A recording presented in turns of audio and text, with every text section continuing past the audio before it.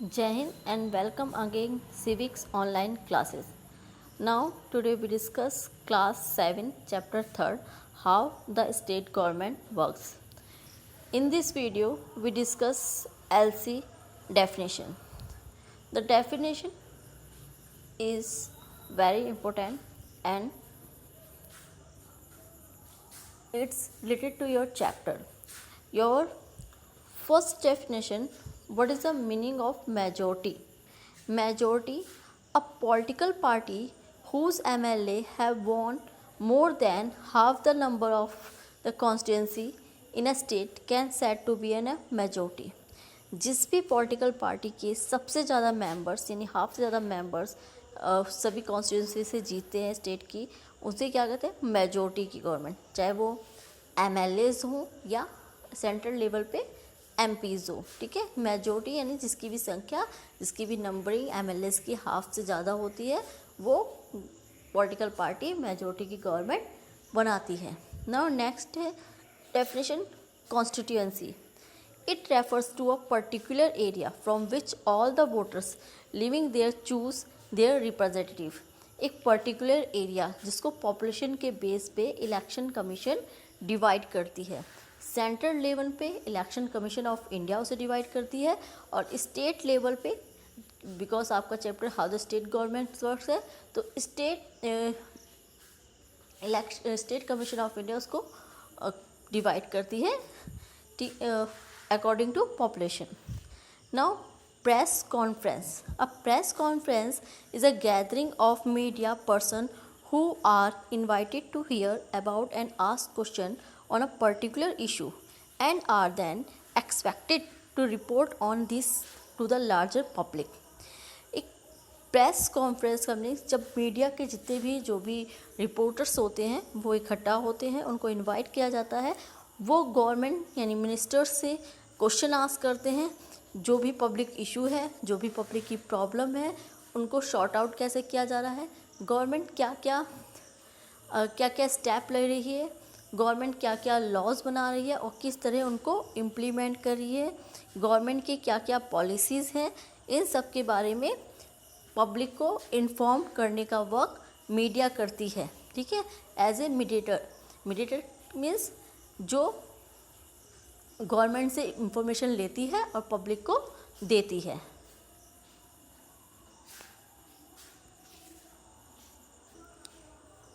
Now bicameral. A bicameral is a legislature with two houses, legislative assembly and legislative council.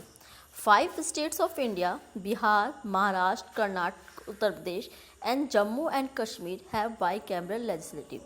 Bicameral like India की जो parliament है वो bicameral है, means यहाँ पे 2 हाउसेस हैं, लोकसभा एंड राज्यसभा. वैसे इंडिया की कुछ स्टेट है जो पॉपुलेशन के बेस पे और एरिया के बेस पे बहुत बड़ी हैं, उन स्टेट्स को भी 2 हाउसेस वहाँ पे दिए गए हैं, means legislative assembly and legislative council. और ये 5 स्टेट्स हैं, Bihar, Maharashtra, Karnataka, Uttar Pradesh and Jammu and Kashmir. They have bicameral legislature. Now next, unicameral. When a state has only legislative assembly, it is known as unicameral legislature.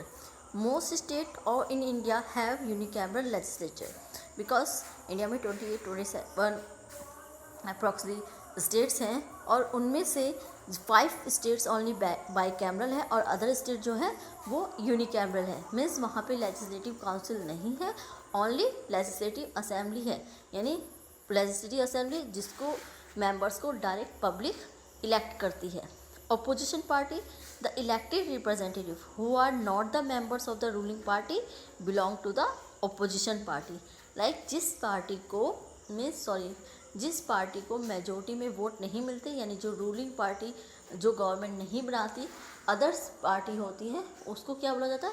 Opposition party. Like जैसे अभी अपनी state हम UP का example ले लेते हैं, वहाँ पे ओपोजिशन में कौन है? सपा है, बसपा है, कांग्रेस है, मीन सपा है. Okay, now next, कोलाइजेशन.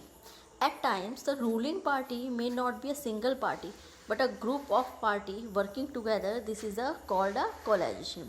मीन्स जब किसी भी एक पार्टी को हाफ ऑफ द नंबर्स के एमएलए नहीं मिलते, यानी अगर उसको मेजोरिटी में वोट नहीं मिलते हैं तो क्या करती है, वो गवर्नमेंट बनाने के लिए अदर पॉलिटिकल पार्टी के साथ एक ग्रुप बना लेती है। इस ग्रुप को कोलाइजेशन बोला जाता है, कोलाइजेशन की गवर्नमेंट। और ऐसी गवर्नमेंट जो बनती है उसे क्या बोला जाता है, कोलाइजेशन की गवर्नमेंट, मीन्स गठबंधन की सरकार।